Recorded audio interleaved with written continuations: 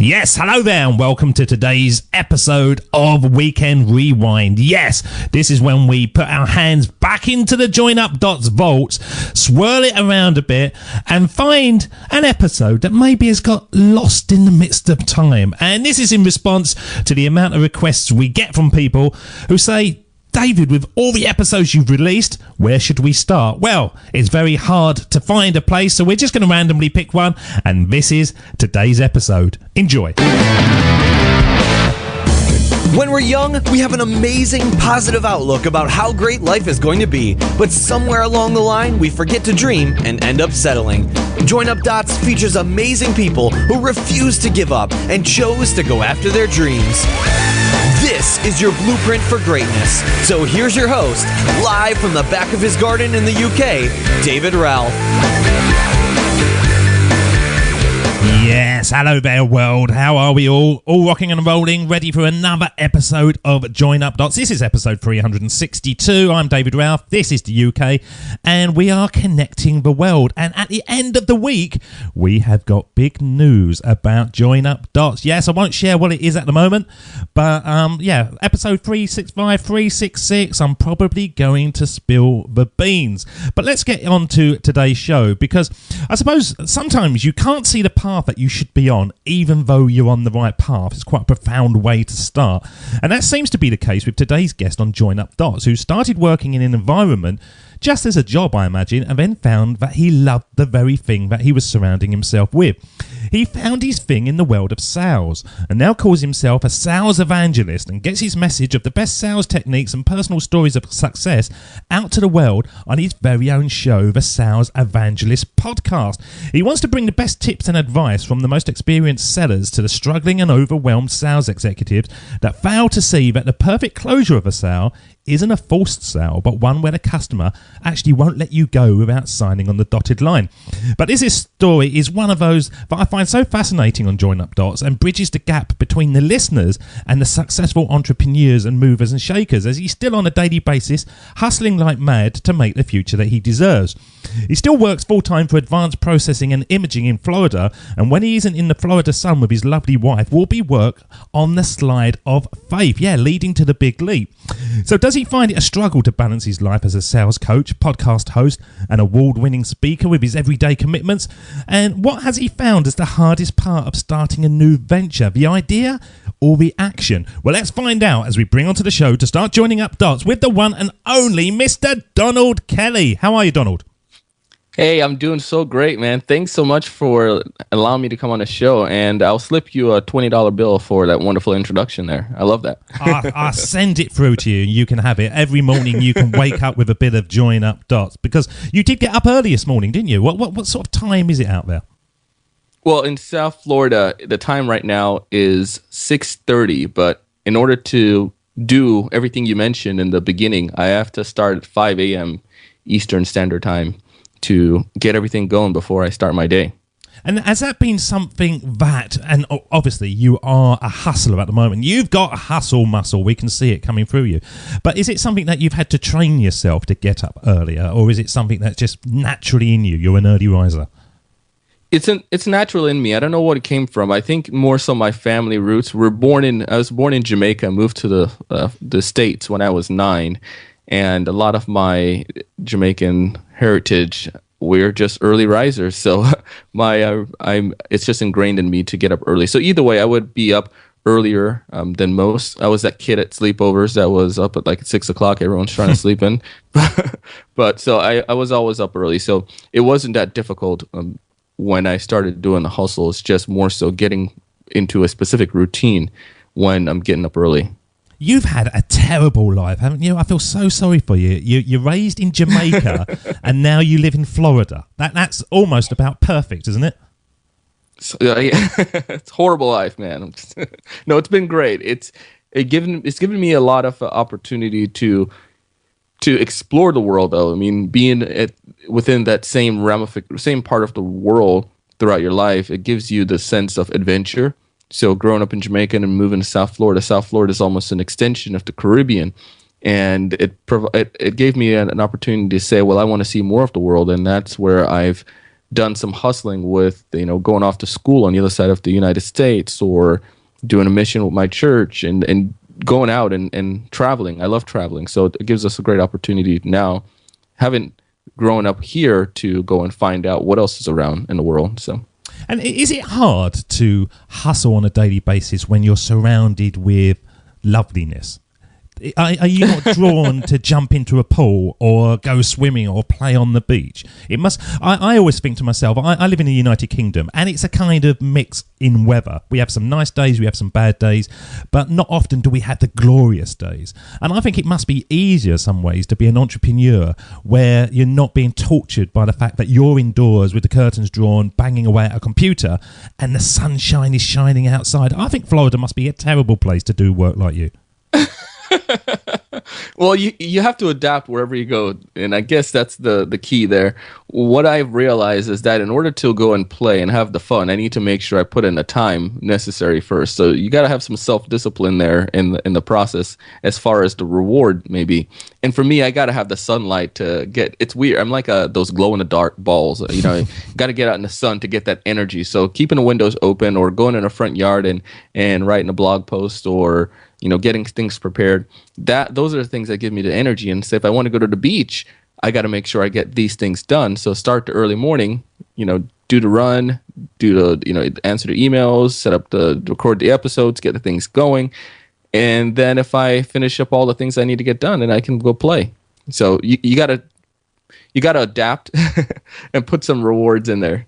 But it's at the beginning, isn't it? What we talk about on Join Up Dots on a daily basis is taking that step forward, having that idea and following it up with action.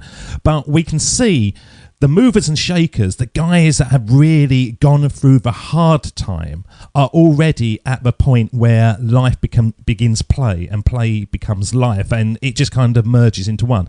And I suppose that's why it looks so appealing to all of us, that they're having fun times, they're going off to these conferences, they're up in airplanes, they're on beaches and all that kind of stuff. But they've done the effort, haven't they? They've already done the effort, but we can't see that. We only see the results, I suppose.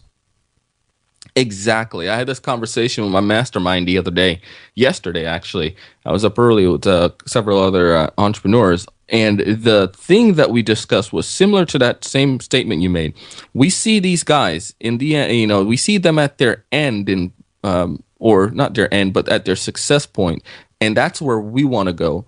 But we don't see the work that has to go in. And that's the grind. That's what separates the successful ones from the ones who are not successful. And the same thing applied to sales, David. I see the same thing with sellers. People see people who are successful. They're making a great commission. They're making great salary. They're doing well in sales.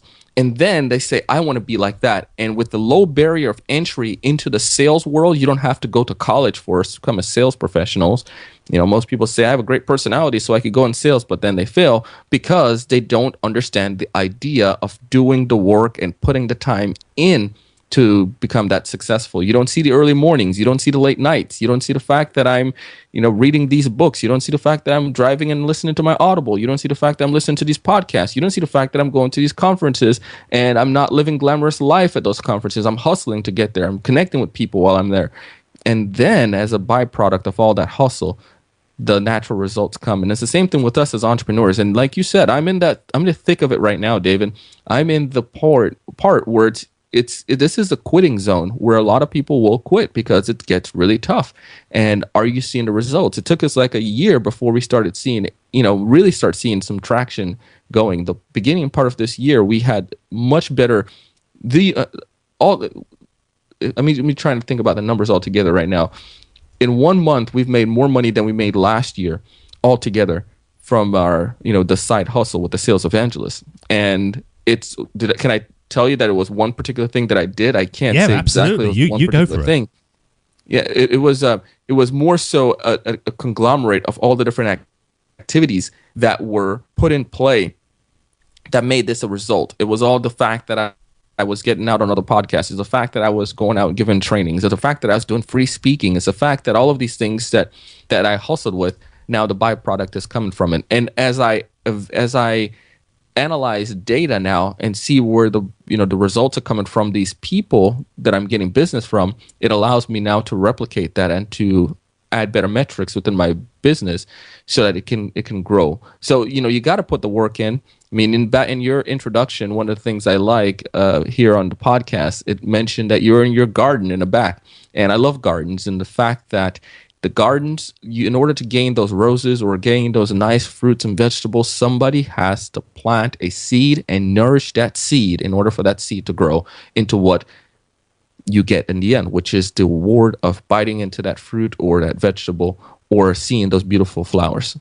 Yeah, well, we take it further actually on this show, and we had a guest round about episode 280 or whatever, and he was talking about having bad periods in your life, and we call them black dots on the Join Up Dots timeline, and he was saying that all gardens are basically covered in bad stuff that makes the good stuff grow.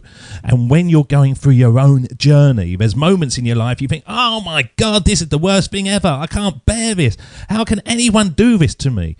But that's the part that actually allows your roses to start growing later on. It's only because you pushed through that and you've embraced the fact that there's got to be dark and light, there's got to be black and white, that really allows, as we say, the garden to flourish. But a lot of people can't see that, can they? People can't see that you go through those dark points. I've been through those dark points. Richard Branson's been through those dark points. Simon Cowell, whoever.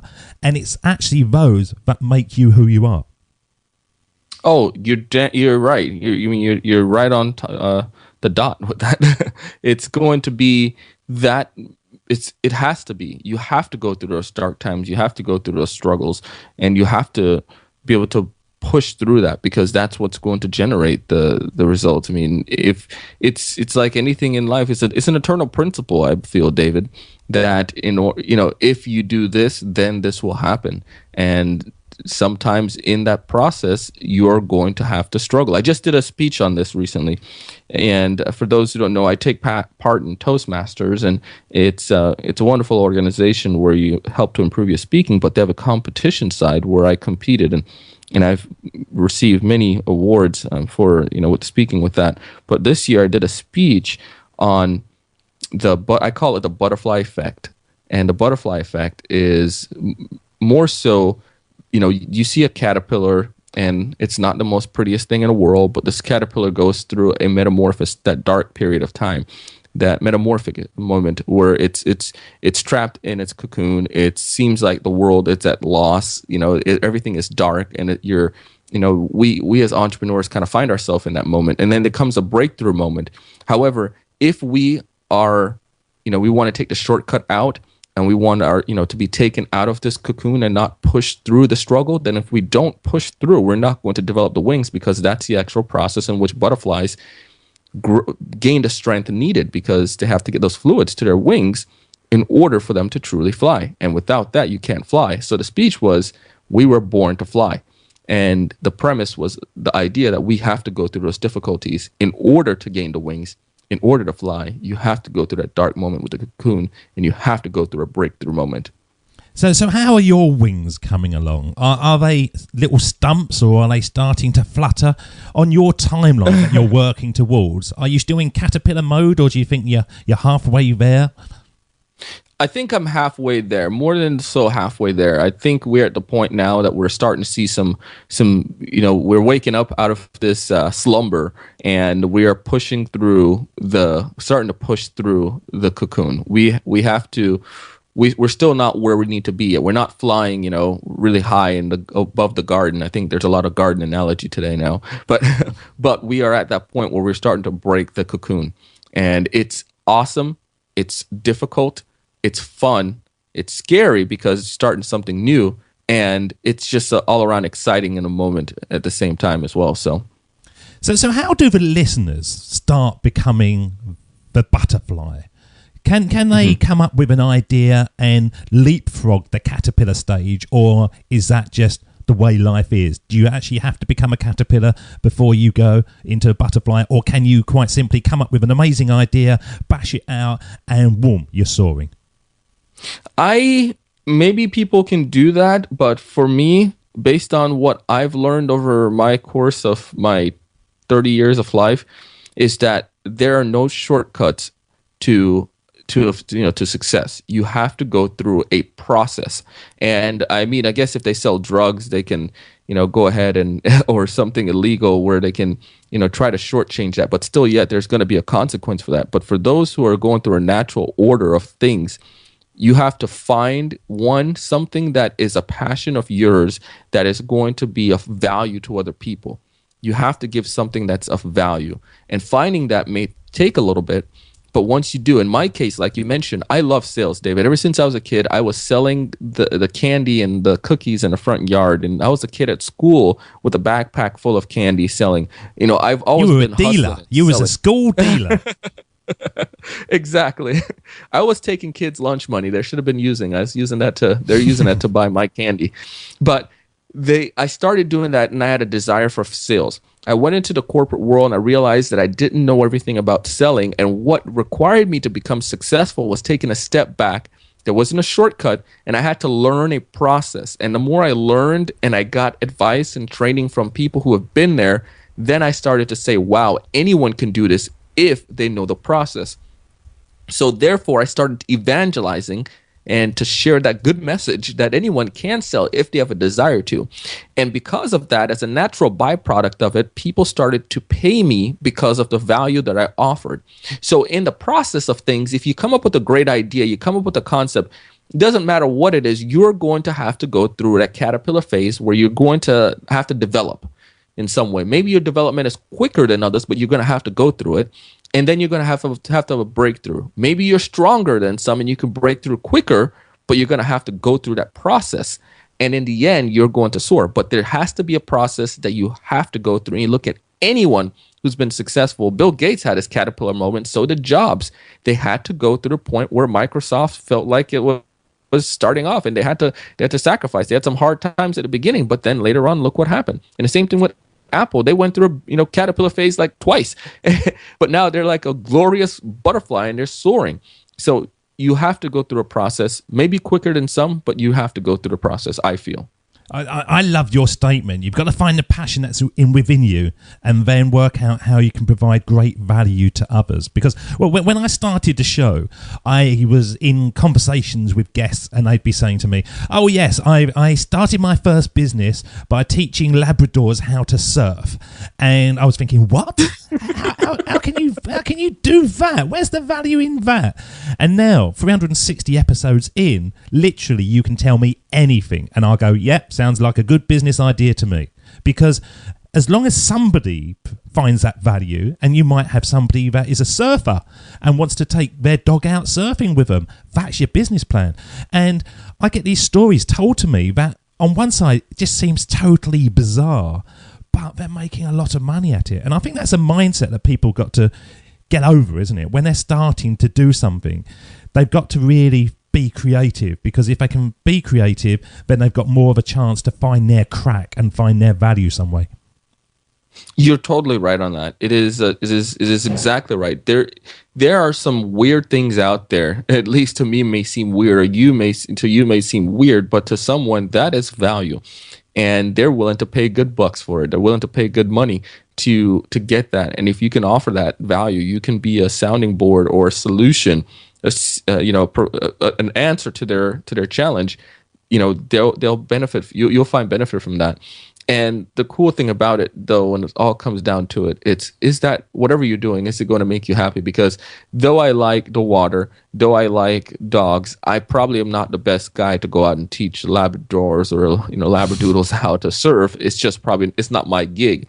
So I can't copy that. I have to do what makes me happy. And the challenging part, David, is that you get in your own way. I mean, we get in our own way as professionals, as entrepreneurs.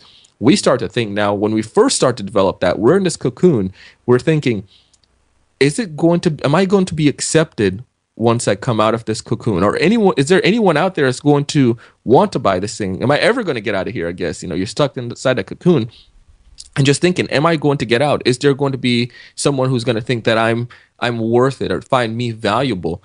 And it's tough. It's really tough. I mean, I tell you, I'll be very transparent. Even though we're gaining some success and we're getting income as a sales professional, I've learned these strategies of how to get past those negativity. But I'm telling you, there are days when I'm thinking, there are people going to really call me and say, come and speak at our organization? Are people going to find me valuable to say, well, Donald, I want to pay you this much to coach me, or things of that nature? It goes through your mind. And I'm not like the guys out there, like you find Jeffrey Gitomer and these guys who have been around since, the dawn of time and are very successful at what they do. I'm still wet behind the ears. I'm 30, but I've seen success. I've applied the principles in a process, and that's what's helping me to become, gaining these clients and gaining income from it. But it still comes in my mind to say, am I qualified enough?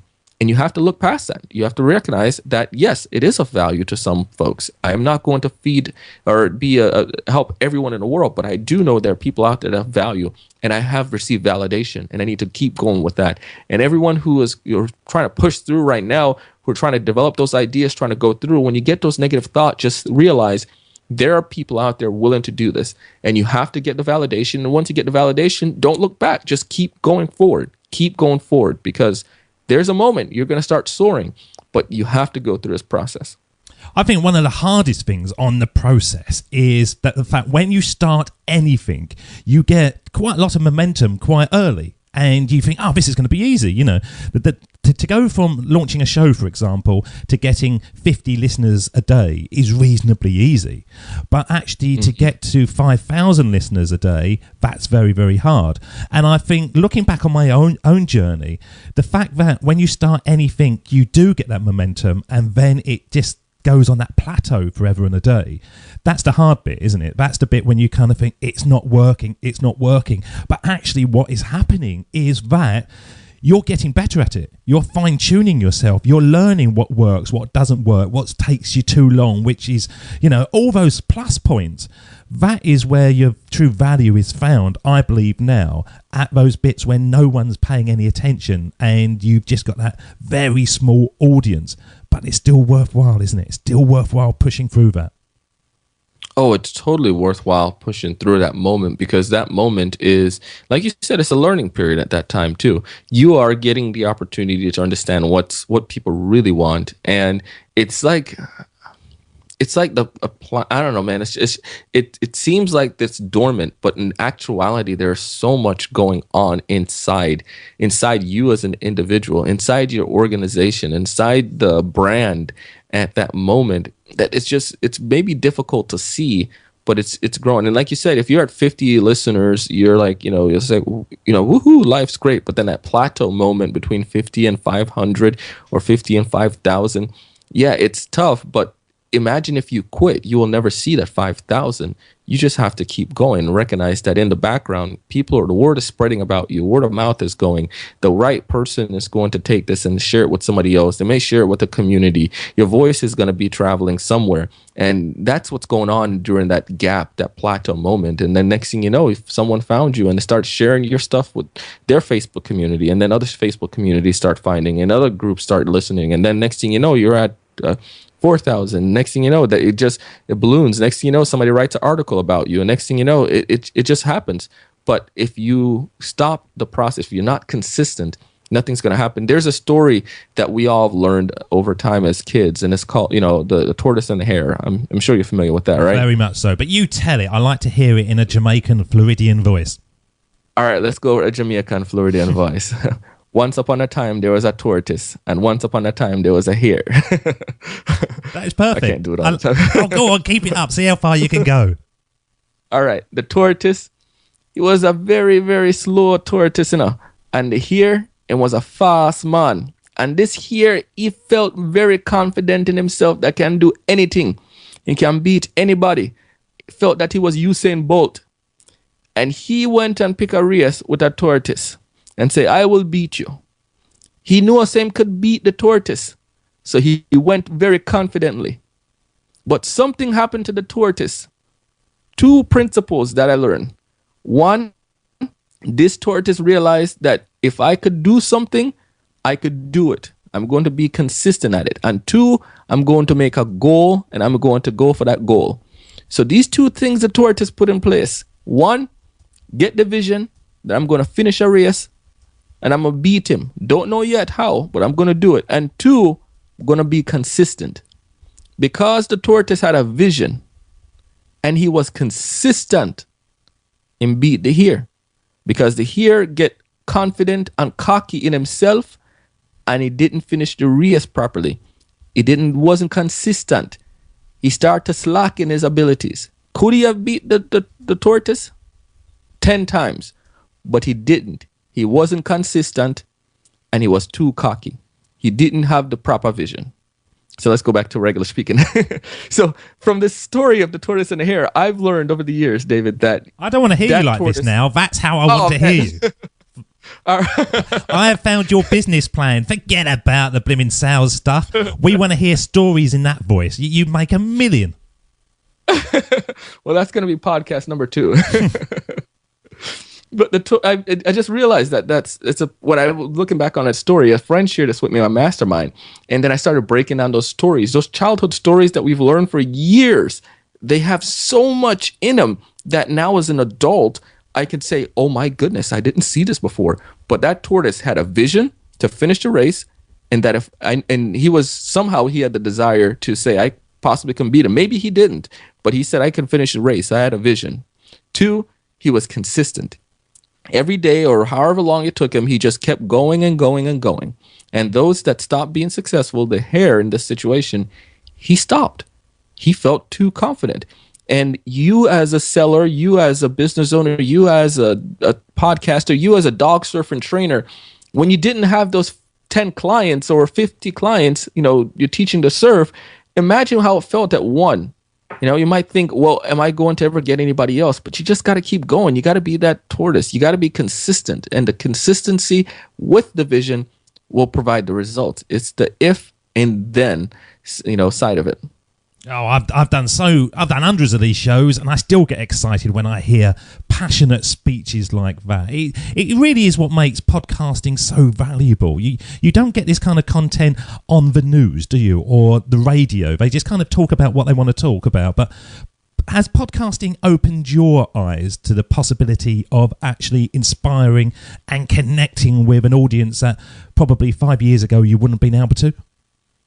Oh, yeah, totally, man. Totally. Podcasting is a great avenue for that, because I think what separates podcasting from traditional radio or from, terrestrial radio is the fact that podcasting, you have a bunch of people who are we are kind of sometimes the misfits, or we're raw. We have passion. We're not going to fit with the norm, because I don't think there's going to be a radio show that you turn on your FM dial or whatever radio and find, a show on how to help your dog surf. You're probably not. But in podcasting world, someone can go out and share that desire, and the community is going to come to them. They're not subjected to a corporate agenda that says you have to get these certain, follow these certain quota. You have to put these certain shows on because this is going to help politically, or you have to follow these things. People are raw because it's them, it's their value, it's their feelings, it's their passion, it's their desire, and they're going out to share that, and that voice is going to travel, and people are going to come to you. With my podcast, I've had the opportunity to work with clients internationally that I probably would never, ever, ever thought about before. My goal, just like the tortoise, even before the podcasting start, was to do a startup. Inadvertently, that startup became the sales evangelist, and I did not know it. But on that process, the goal of having that vision and going out there, then I came across the sales evangelist, and it became an opportunity for me to offer value. With that, now I have people sending me emails, they're sending me messages, they're connecting with me saying how I've helped their life, I helped their sales career because of the guest, or because something I share, or because all the stuff. I have a client that's traveling the world and I'm coaching him on sales. Who would ever thought that would come from a podcast? It's amazing. And the only reason why he said he selected me was that he was searching online and he was finding online sales coaching. He saw all these other companies and all these other people out there, but they just felt like their process was too cumbersome. He was about to give up. In the last 15 minutes, he found a salesevangelist.com. When he went there, he said that he saw my coaching stuff, that it was simple. You go on, we do a Skype call and do the coaching. Then he said the thing that pushed him to make him say yes was the podcast. On Friday before, this was like a Sunday that he reached out to me, but on a Friday before, I said I was going to do an episode, and on on storytelling, and I did this episode, and then like later on in the week, early in the week, I guess he had listened to it on that Sunday, whenever he listened to it. But long story short, he listened to the episode, and he said, I love the passion, I love the desire, your excitement, and that's what made me say I'm going to hire you. And then he reached out to me via email, and I didn't have to sell him, David, because he already sold himself. And I just chat with him for a little bit, told him how things roll. And then he said, let's go for it. And I send him the information. Next thing you know, I have money in my account.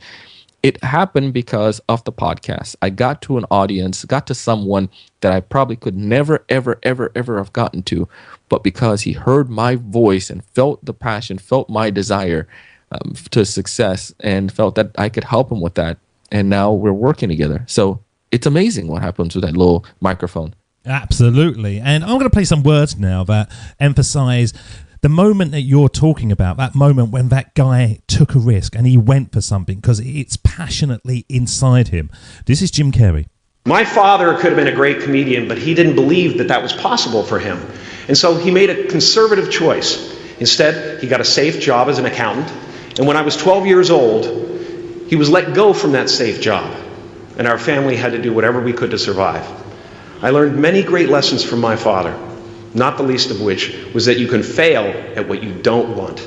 So you might as well take a chance on doing what you love. Now, how much of your life is you doing what you love, and how much is it that you found the thing that you love because you've become very good at it? That's a very good question. It gave, I would say, a large portion of my life now is doing what I love. And I think it was something that was kind of inadvertently instilled in us as growing up. And let's just go back, even though we live in South Florida and, grew up in Jamaica, it wasn't always peachy cream because my family immigrated to the United States. And then while we were here, you have to work your way from the bottom. And my mom, it was a single family home now, and she had to hustle and work really hard, doing the couple jobs. So now it instilled in me that she was doing all of this so that we could have success in the land of opportunity in the United States.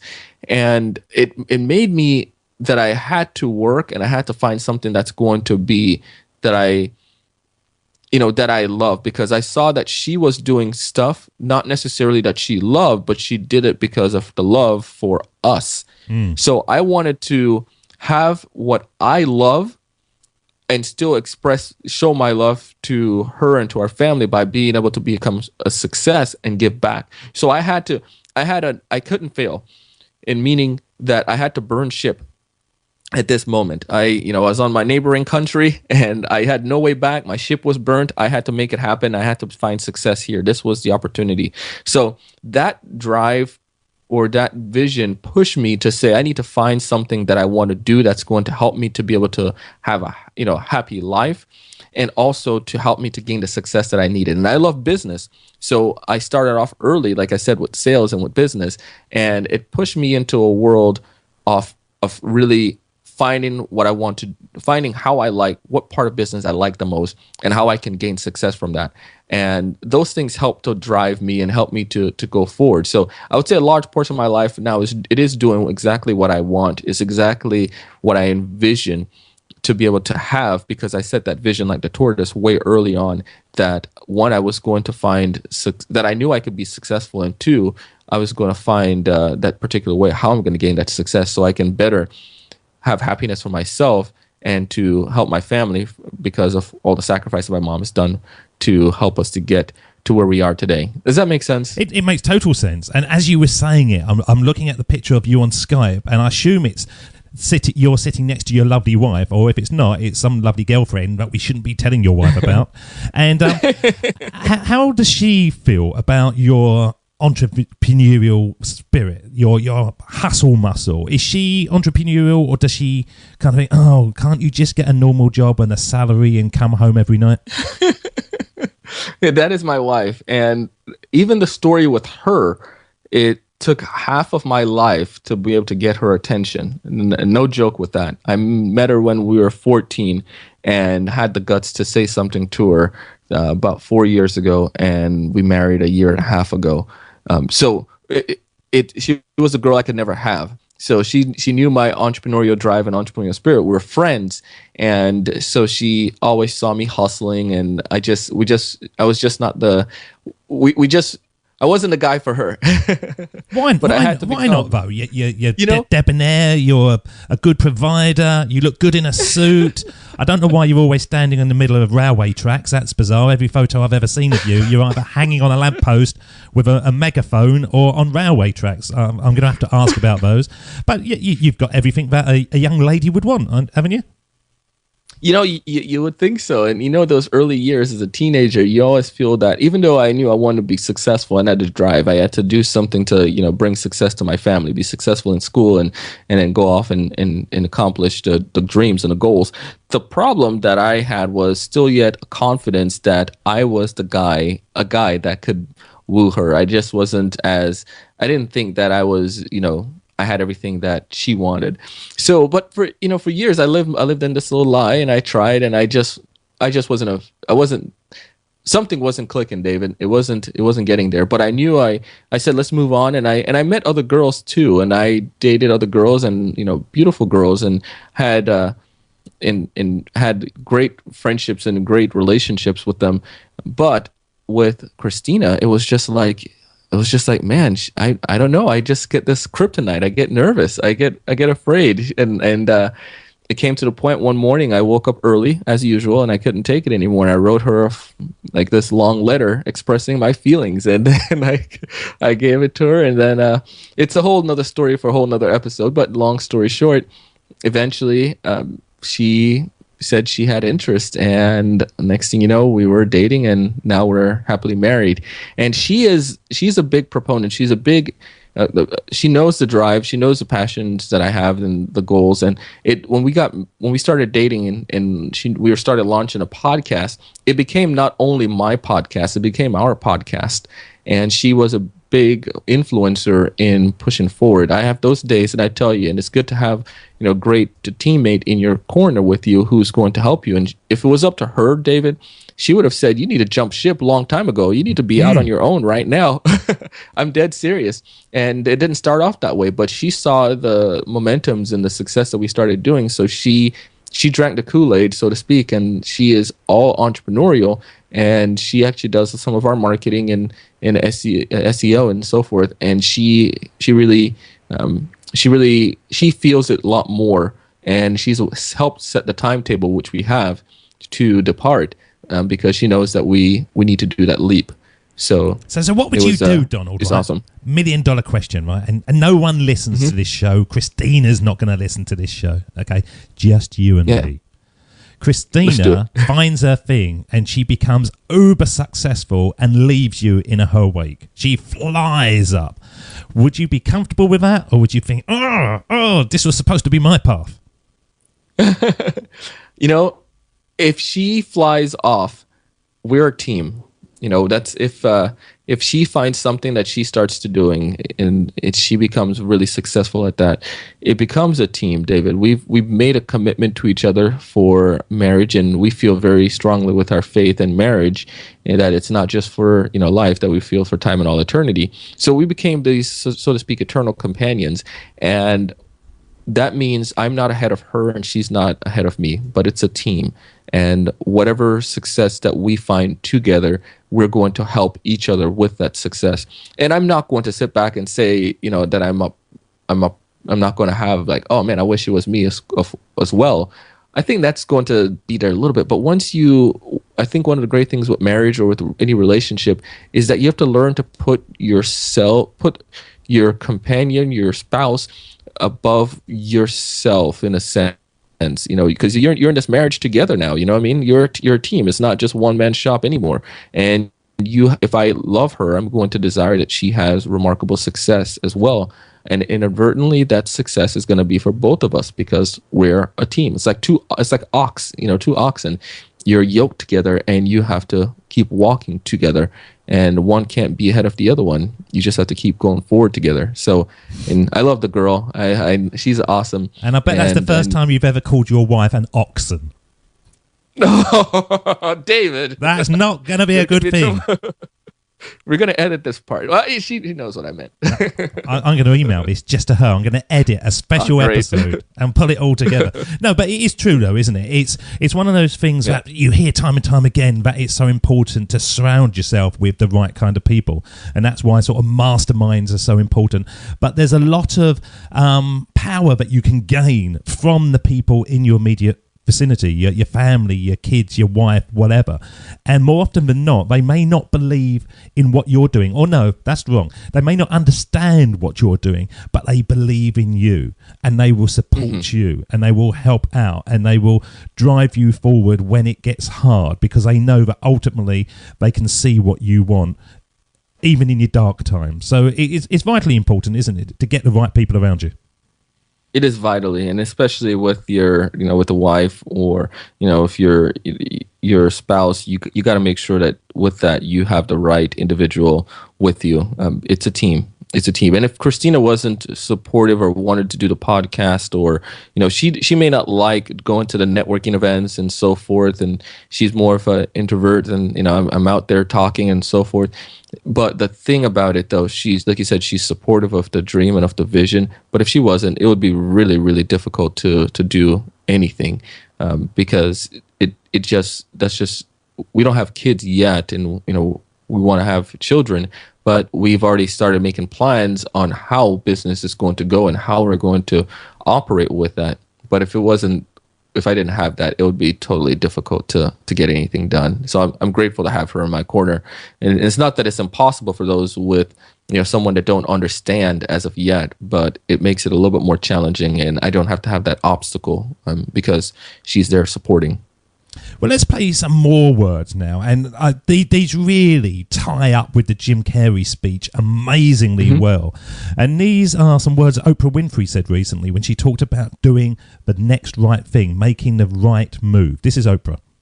The way through the challenge is to get still and ask yourself, what is the next right move? Not think about, I got all of this stuff.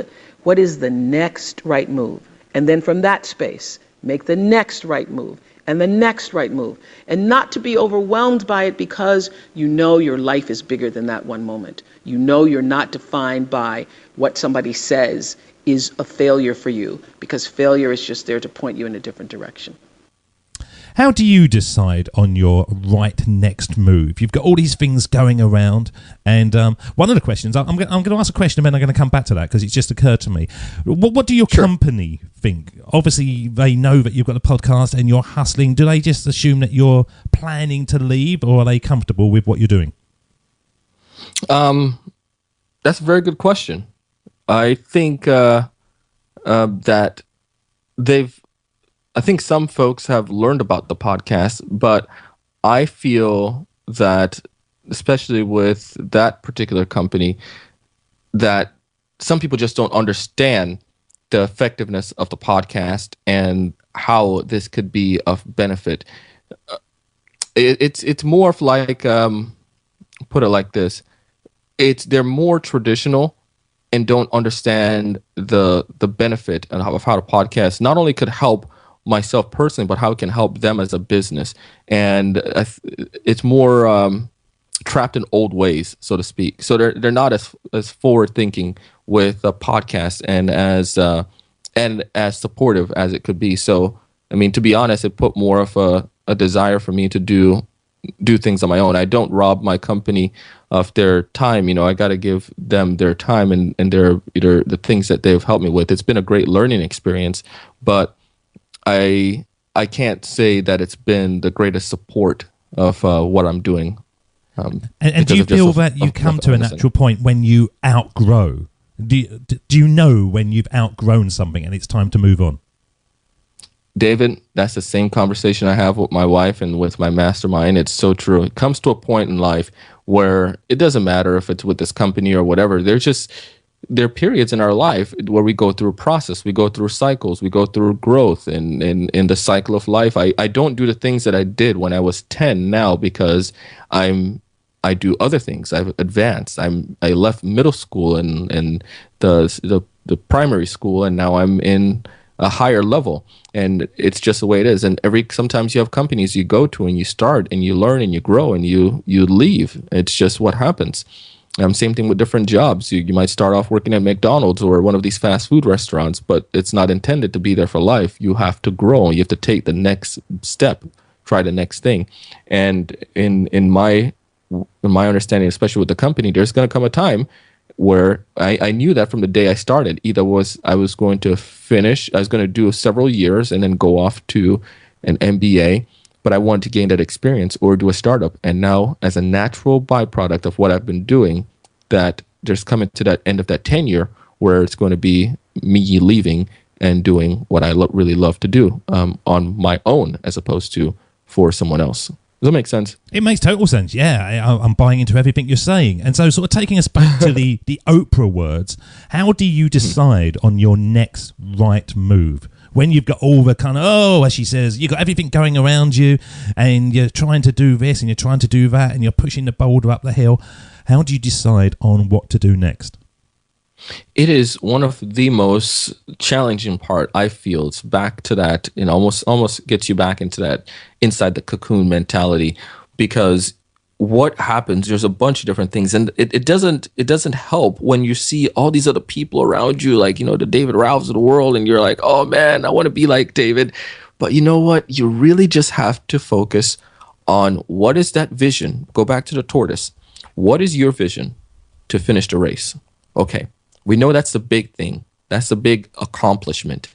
How am I going to get there? Let's just focus on the path. I need to go past mile marker 1, 2, 3, 4, and 5 to get to the end, which is mile marker 6. What do I need to do? Let's focus on just the next step. And I feel that's the consistency. You can't compare yourself to somebody else's end. And we talked about this at the beginning. But for me, I plan things out so much. I recognize that there's a lot that I want to do, David, with the sales evangelist, but it's just I can't do it right now.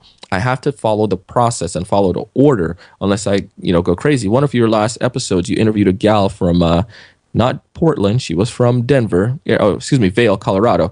And she spoke about the idea of creating processes with her virtual assistants and her team, that she had implemented these processes.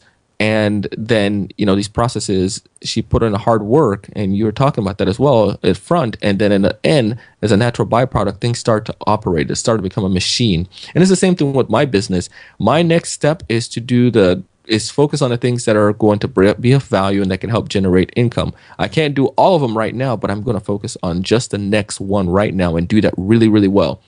And then I'm going to continue with the next one. I started getting other team members now, and we started having other people who are helping us. And that I couldn't do that the first day, but I had to create the processes and find what works. So I just take it one step at a time on this big vision. I whiteboard everything, and I whiteboard stuff out, and I put stuff on my computer, and I have a layout, a plan, and I just break it down, bite-sized chunk. And as I continue to do this bite-sized chunks, then if I trust my process and respect it, I can get the accomplishment in the end. And I feel, especially with the words of Oprah, you have to do the next best thing or the next thing. What is that next thing on that process? So outline the process. What is the next thing? And focus on that thing and do it well. And then move on to the next level. And you keep doing that. Next thing you know, by the end, you're going to be like, holy crap, how did we get here so quickly? And you have remarkable success. But that's just the way it works. Well, let's play some words, and they're the whole theme of the show, and these are the words that Steve Jobs said, and he was quite open and honest in the fact that all those things add up to something. He called them dots. We called our show Join Up Dots because of it, and this is Steve Jobs. Of course, it was impossible to connect the dots looking forward when I was in college, but it was very, very clear looking backwards 10 years later. Again, you can't connect the dots looking forward. You can only connect them looking backwards. So you have to trust that the dots will somehow connect in your future. You have to trust in something, your gut, destiny, life, karma, whatever. Because believing that the dots will connect down the road will give you the confidence to follow your heart, even when it leads you off the well-worn path, and that will make all the difference. So what's your big dot, Donald, when you look back at over everything? What's the moment that you go, yeah, that's when I really started to think I'm onto something here?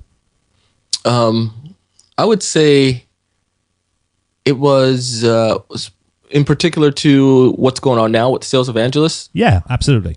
I would say it was a breakfast that I had with a fellow podcaster. I'm not sure if you guys know him, but Jared Easley. He's a legend. He's a legend. Mr. Right. Starve the Doubts himself. Great. So you know Jared. Now, if I was to tell you that Jared and I just did a presentation on this the other day.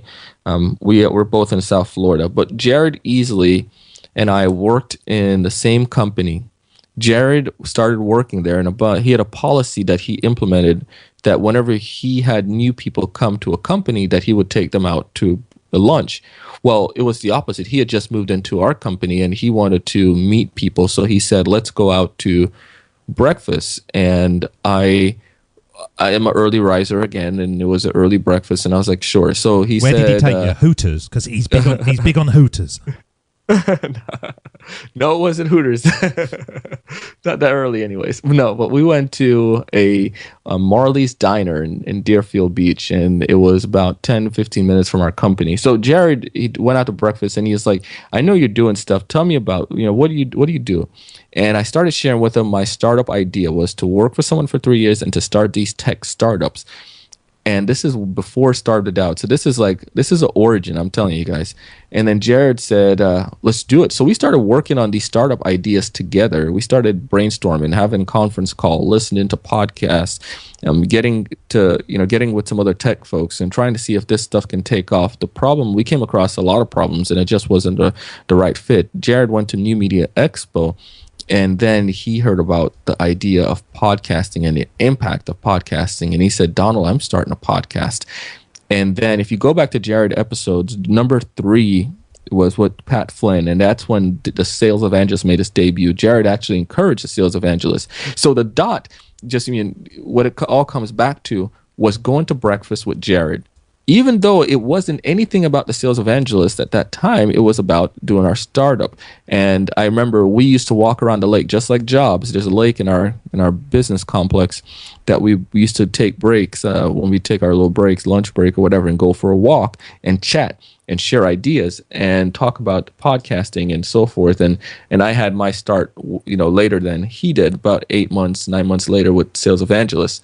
But it happened. And if I had not gone to breakfast and connecting the dots now, it was so much that came from that one breakfast meeting with Jared. It's amazing what happened. So it is true, and that was that's the biggest dot in the Sales Evangelist existence, I would say.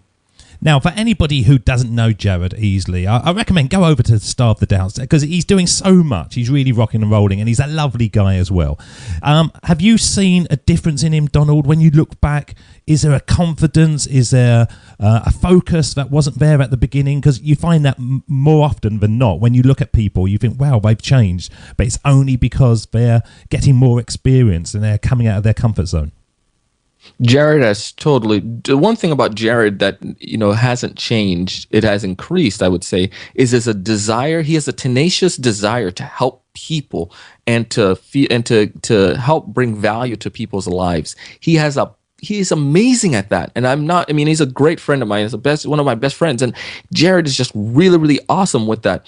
And it feels like I'm internally indebted to this guy because every time he tries, I do something for him, he one-ups me. And I'm like, dang it. But what I've seen change in Jared is that he has become this, I see him evolve into a business leader to where he's at. From the day that we first went to breakfast to where he's at now, he's always had this tenacious drive, but now focus and the vision. And you look at podcast movement, him and Dan Frank started something amazing.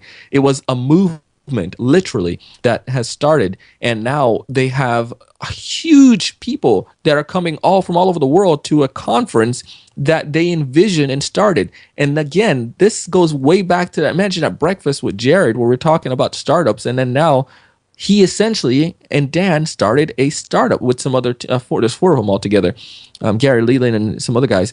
But they started this project, they started this movement, and seeing Jared now, he's totally evolved into this business and this visionary leader and this iconic individual, I would say, in the realm of the podcasting world.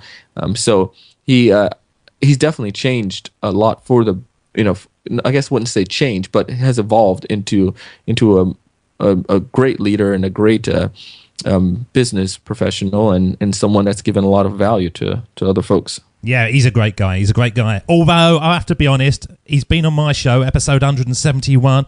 Have I had an invite onto Starve the Doubts? Have I, Donald?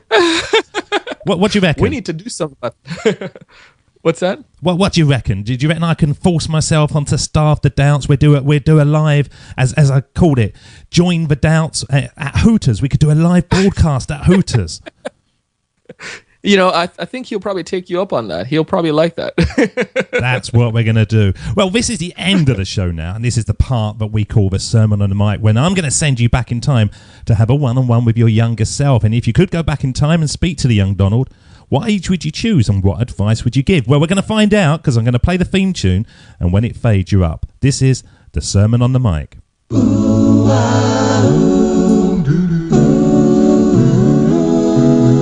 Here we go with the best bit of the show, the Sermon on the Mic, the Sermon on the Mic.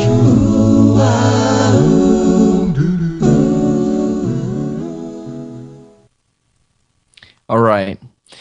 So, hey there, little Donald guy. How you doing? Well, I came back from the future. I borrowed Pat Flynn DeLorean and came back into the past. And I want to tell you three things, Mr. 14-year-old Donald. You are coming up on a really, really tough time in your life. There's going to be an incident, and you are going to have some major difficulties. What I want you to do is keep a vision. Know this, one, that things are going to work out for the better. It's going to be a lot glorious after this little dark window. It'll last about a year, but it's going to be really, really tough. But trust me, something amazing is going to happen to it. Two, you're going to meet a kid named Dane. Follow him. He's going to lead you somewhere that's going to work out. Trust me on this one. Dane Campbell, you follow him. All right? Follow what he says. And then three, never stop believing in yourself. Never stop believing in yourself. There's going to come an opportunity where you're going to be able to follow that path. Again, it's going to be dark, but never stop believing in yourself and trust in your faith that things will work out. If you follow these things, I'm going to see you in about 16 years. Things are going to work out great, all right? All right, got to go back into DeLorean. Donald, how can our audience connect with you, sir? The best way to connect with me is, I would say, go on, there's three ways. I love Twitter, so I carry my phone with me all the time, but if I don't answer, I'm doing stuff. But go on to Twitter. You could find me, Donald C. Kelly. Again, that's Donald C. Kelly on Twitter. You can also find us on Facebook. I have a private Facebook group. But that private Facebook group are for sellers, for entrepreneurs, people who want to sell but don't know how to. They have to sell, but they just not too great at it. It's our private Facebook group called the Sales Evangelizers. Again, that's the Sales Evangelizers. Or you can go to our Facebook page, just the Sales Evangelist on Facebook, and search, and you can like the page, and we stay up to date with what's going on. And you can do the old-fashioned way. Send me an email, which is donald@thesalesevangelist.com. donald@thesalesevangelist.com. You do those, you can get a hold of me. I guarantee it. We'll have all the links on the show notes. Donald, thank you so much for spending time with us today, joining up those dots. And please come back again when you have more dots to join up, because I do believe that by joining up the dots and connecting our past is the best way to build our futures. Mr. Donald Kelly, thank you so much. Thank you again for having me, David. It was awesome.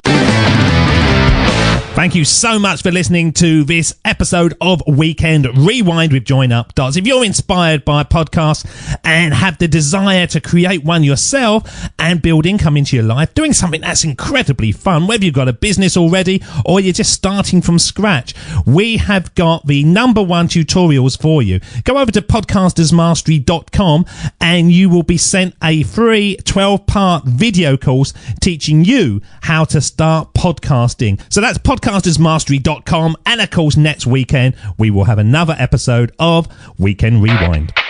David doesn't want you to become a faded version of the brilliant self you were once to become. So he's put together an amazing guide for you called the 8 Pieces of Advice That Every Successful Entrepreneur Practices, including the 2 that changed his life. Head over to joinupdots.com to download this amazing guide for free, and we'll see you tomorrow on Join Up Dots.